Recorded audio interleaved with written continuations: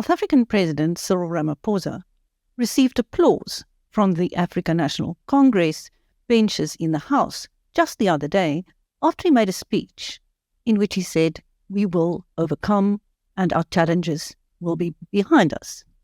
This news spoke to independent political analyst Eugene Brink to get his take on that statement. Hello, Chris. Hello to the viewers. Good to be with you. What track record does the president have in helping the country overcome its challenges, Judy? Well, not much. And he's not a new president anymore.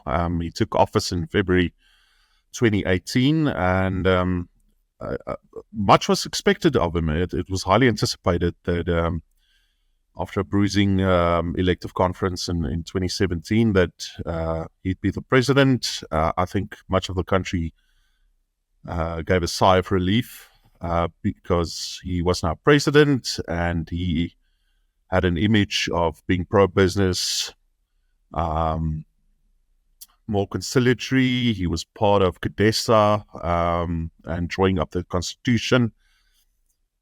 And I think it all just turned into a damp squib. He's been a mediocre president. He hasn't even been one of the best presidents we've had since 1994. I know Nelson Mandela wanted him to be president after him. That never happened. He went into business, disappeared from the political scene for quite a while. Thabo Mbeki was president and did quite well with the economy, and then we had Jacob Zuma. So I think his saving grace is that he came after Jacob Zuma, not that his track record in office was actually better than Jacob Zuma's in terms of turning things around, but he was at least someone who seemed, he was a new broom and someone to clean up the corruption, be pro-business, lower the unemployment. And these are the things that you have to measure him against. These are the metrics. You can't escape it. Any president must lower unemployment. If the country has a high unemployment rate, you must accelerate economic growth, all of that. And I think he's failed dismally. Okay, he's had quite a bit of headwinds internationally and with COVID as well. He took office in 2018. So in 2020, the COVID pandemic broke out, and obviously that had a detrimental effect on not only on South Africa but on the rest of the world, and obviously South Africa's trade with the rest of the world. But it hasn't helped that he has been an incredibly fickle leader in terms of promising things and not delivering. We've had, I think, 2 or 3 investment summits now where you had international business people and investors going there. And I think the last one, the business leaders, from what I read in the papers and what I've seen, what they've said, didn't expect much anymore. They basically gave up on Cyril Ramaphosa as being an effective president who will actually implement the things that he's promising at these investment summits. The same goes for every speech. Go and read his speeches and measure it against what's actually going on in the country. He's always talking about things that are ongoing. We are busy investigating corruption. We are busy building this and this bridge in the Eastern Cape. Go and read his State of the Nation address. We are addressing the challenges in local government. None of these things are actually true. We don't ever see any results. And I think after 5.5 years, and after being re-elected in December at the ANC's National Elective Conference with a bigger majority, he should have delivered by now. Many other countries have really reaped the windfalls of the recovery after COVID. South Africa is not one of them. South Africa is actually a laggard in terms of Africa. We've seen now that fourth quarter, the GDP in 2022 was negative, and we just nearly escaped being in a recession. We recorded 0.4% economic growth in the first quarter of 2023. But that doesn't matter. That doesn't lower the unemployment rate. So the ANC and I think Cyril Ramaphosa himself was celebrating this, that it was actually positive in the first quarter of 2023, when so many things that they did, these are all self-inflicted wounds. It could have been much, much higher. For a country such as South Africa, I'd say a lower middle income country, South Africa should be growing at least 4% to alleviate poverty and lower the unemployment rate, which again notched up in the first quarter of 2023. According to the expanded definition, which is the better definition, I think it's 43% now. It's close to 33% according to the more narrow definition, which excludes discouraged work seekers. And this is Cyril Ramaphosa's track record.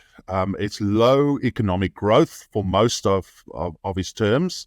South Africa had low growth even before COVID. And it's been struggling really to just catch up again and recover to pre-COVID levels. So that's nothing to boast about because it was already low to begin with. The country and the economy had a good year in 2021, but that's thanks to mining and exports and so forth. And then everything was back to business as usual again in 2022, and 2023 seems to be another tough year. His track record and connected to the economy and unemployment is his failure to address the problems at state-owned enterprises, especially Eskom. Everybody's saying it. He knows it. He's making promises that he's not keeping. His weekly newsletters are also filled with lofty goals and things that are apparently underway, and we just can't see the results. We've never seen the results. South Africa's had, I think, since 2012, has had very low annual. I think apart from barring maybe 2021.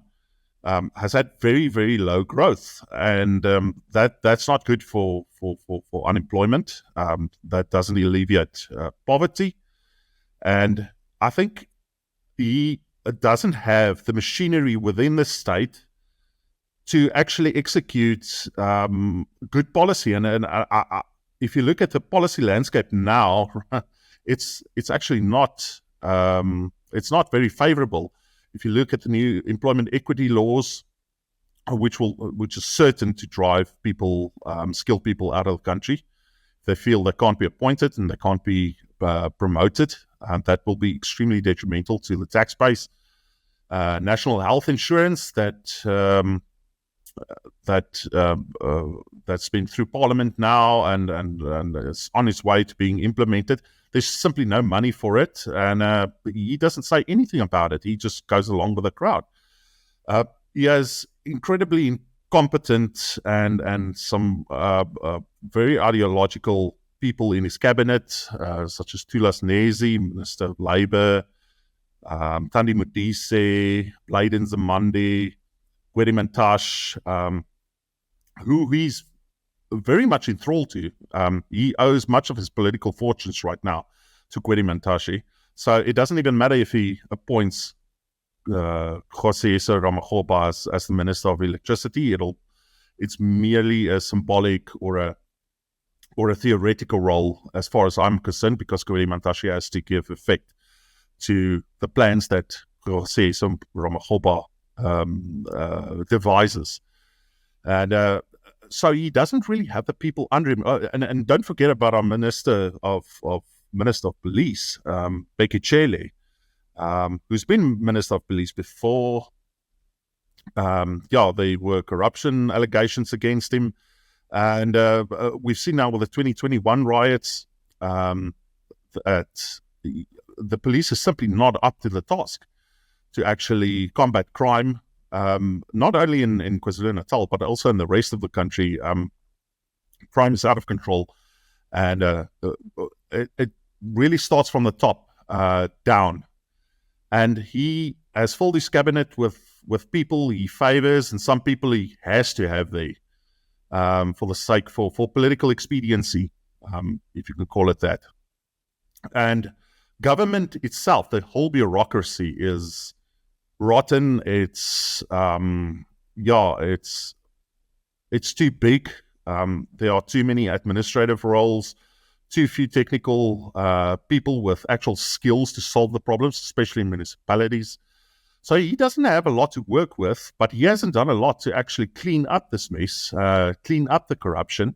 He's made some cosmetic changes here and there, most notably at the National Prosecuting Authority. But that has also not really borne the fruit that we thought it would, by just swapping people around. I think SARS is working better, but I think for all of us who are opposed to taxes and especially high taxes, we don't want SARS to really work that well. So he's a go and read his speeches. He uses really high-flown rhetoric, and we will overcome, and we must do this together, and so forth and so forth. But he doesn't.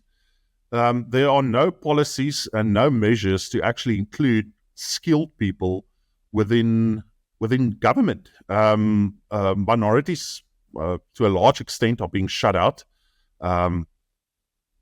due to affirmative action and so forth, and cadre deployment. And so, in the first case, you're alienating a large section of the population and driving some of them overseas.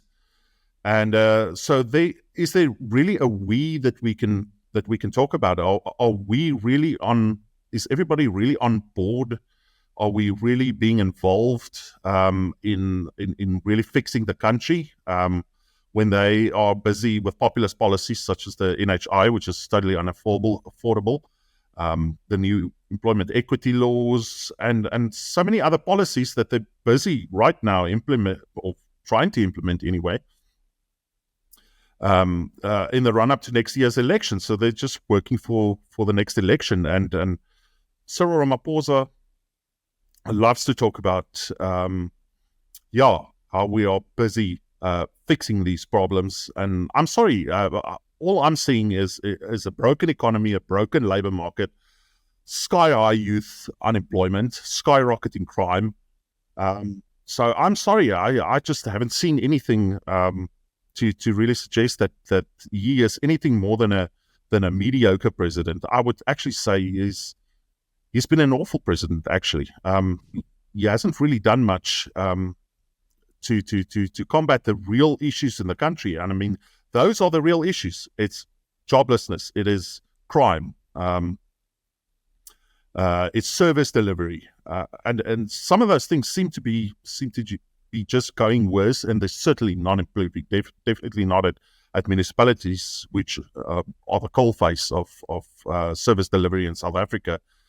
And then you have our international relations. He seems to, every time there's a crisis, seem to abscond overseas, go to Davos, go to the World Economic Forum meetings, hobnob there, smile, go to Great Britain, ride around in a coach with the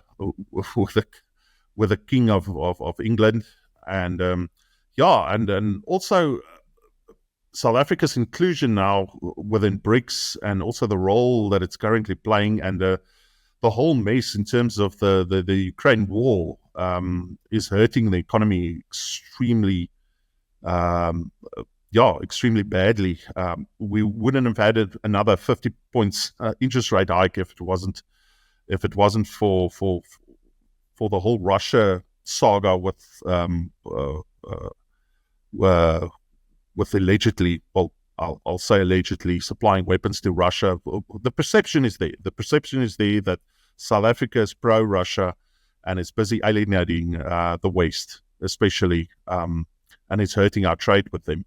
So on every front, I won't give him more than 5 out of 10 if I have to really just give my impression of what the last 5.5 years have been about. Does he behave like a man, a leader who really wants to be president? That's a good question. I think he's recently said that he prefers to be on his farm in Limpopo with his cattle. And he loves his cattle. Look, he was, according to Forbes, before he took office in 2017, he was the 13th most wealthiest person in South Africa. He had a net value to the tune of, I think, $6.5 billion US dollars. So that's a lot of money. I mean, and I think he earns something like $2 million per year now as president. So I don't think he really needs the money. I think he's being persuaded by people within the ANC to stay on because his popularity has been better than the ANC's popularity over the last couple of years. I think he did salvage the electoral fortunes in 2019. It dropped from the previous national election, but it would have dropped anyway. And I think with someone else in charge, it would have been much less than 57%, which they got.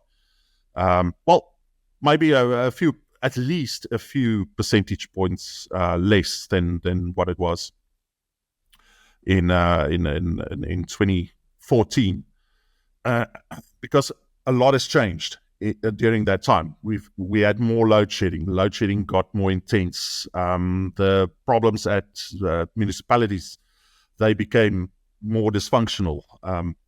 Many issues in the country got worse, and I think just his face, just being there, he really didn't do anything. ANC voters still got their grants and everything else. Just the perception that this new person will come in and do it and save the ANC and save the country. I think that really held them in good stead in 2019. Yeah, they got walloped in 2021. They fell below 50%, but that's a different story. That's a local election, and then in 2024, that remains to be seen. But I don't think the way he speaks, even if you look at the COVID speeches that he gave, those updates about the new regulations and whatnot, he looked like a tired man. Okay, well. I don't blame him. I don't want to be president of South Africa. Really, it's not a job that you really want. And I mean, CEOs earn more than the president. Some people in government earn more. Some mayors earn more than the president. And then you have to really just watch your back. I mean, you have to fight internal battles within the ANC constantly, and you have to deal with external crises like he had to deal with, like COVID and the war in Ukraine. So he's had to also have some serious headwinds to contend with. But I think he is staying on for the sake of some people within the ANC, and he's priming some people like Paul Mashatile and Ronald Lamola and so forth to assume the mantle once he's gone. I don't even know if he'll see out a second term. Maybe he'll retire after the 2024 elections. Maybe he'll hold on. But I don't think he really wants to be president. He certainly doesn't need the money. But there really is no one else for his camp, the camp that he's created. And they have vanquished their foes within, to a large extent. Let's call them the radical economic transformation grouping within the ANC. They've really vanquished them to a large extent, and I think that he wants to.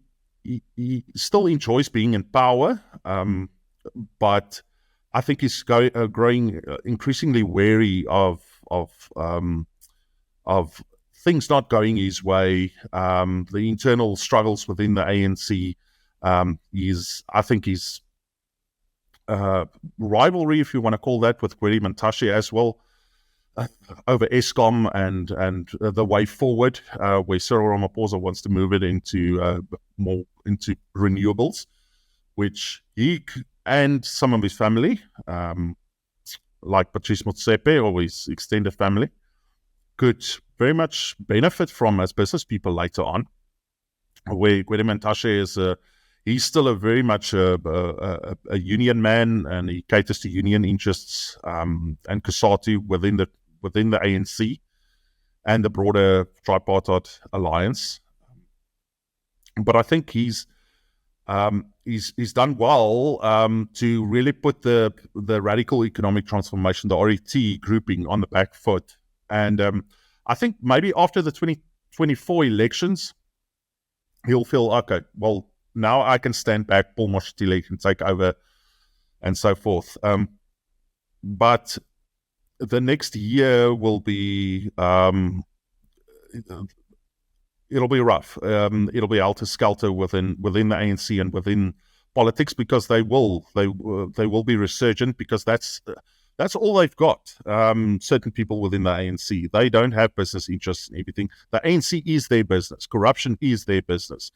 So to protect their interests, you'll have a rearguard action against them. And whether you'll be able and willing to actually fight back and see out his second term, that remains to be seen. But in my estimation, I don't really think he wants to be president, but he's being persuaded by other people to stay on, just for the sake of the party. And next year's election, which could be a decisive election for the ANC. Earlier when we spoke, you likened him to an emperor without clothes. Why did you label him like that?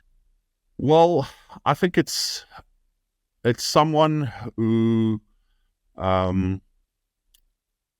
thinks he is doing magnificently. He's doing well. But that's the story of the ANC. If you listen to Fikile Mbalula's statements in the media, he also says the same thing.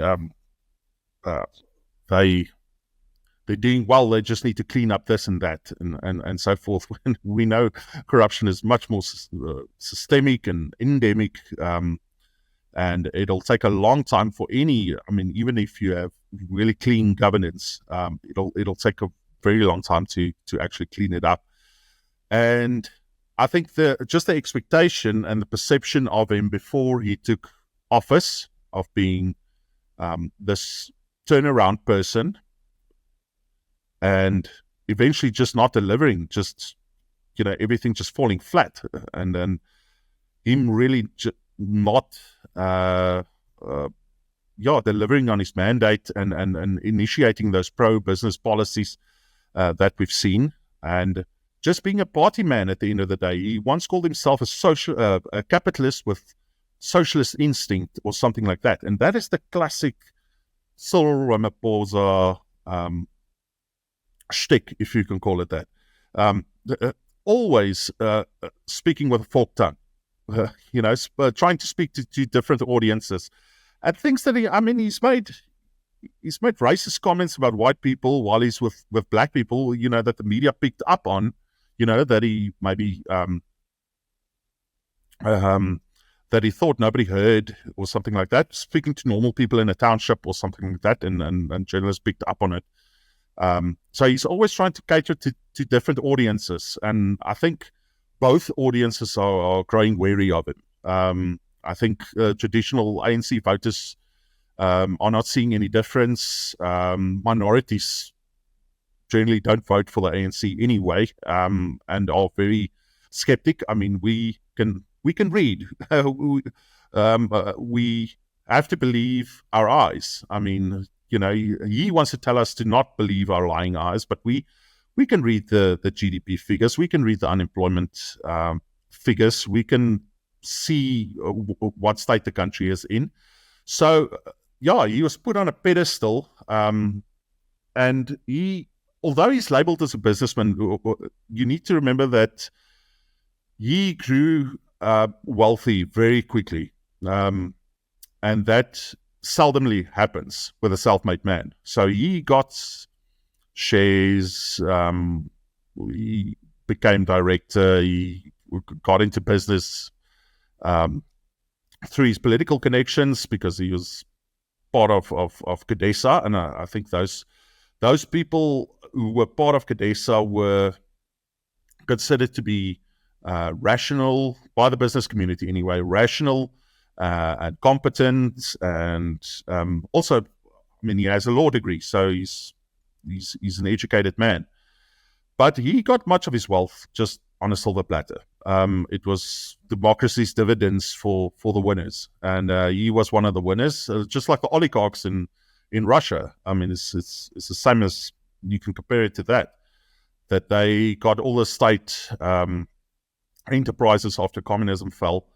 And so Cyril Ramaphosa and a handful of other people, Toko Sikwale and so forth, they benefited a lot from it. And but they weren't business people in the true sense of the word who actually built something. And I think that is one great deficiency. And I mean, between business and politics, there are similarities, but it's not quite the same as well, especially if you're an ANC politician. It's not quite the same. You don't get rewarded within the ANC for actually improving things and cleaning up corruption and that kind of thing, which you will have. You have stringent controls within the private sector and so forth. And I just think in the end, he's a man who's afraid of his party, who's enthralled to his party, and he is sadly the best there is right now that the ANC has to offer. Whether he'll still be president after next year's elections, we don't know. We don't know how that's going to play out. That's a very complex and different debate. But he's definitely failed on so many fronts that the emperor that we thought would govern this country well, appoint competent cabinet ministers, start cleaning up the bureaucracy and the corruption and so forth. He had no clothes in the end. He thought he was pretty grand, and I think he still thinks so. But he just didn't deliver in the end.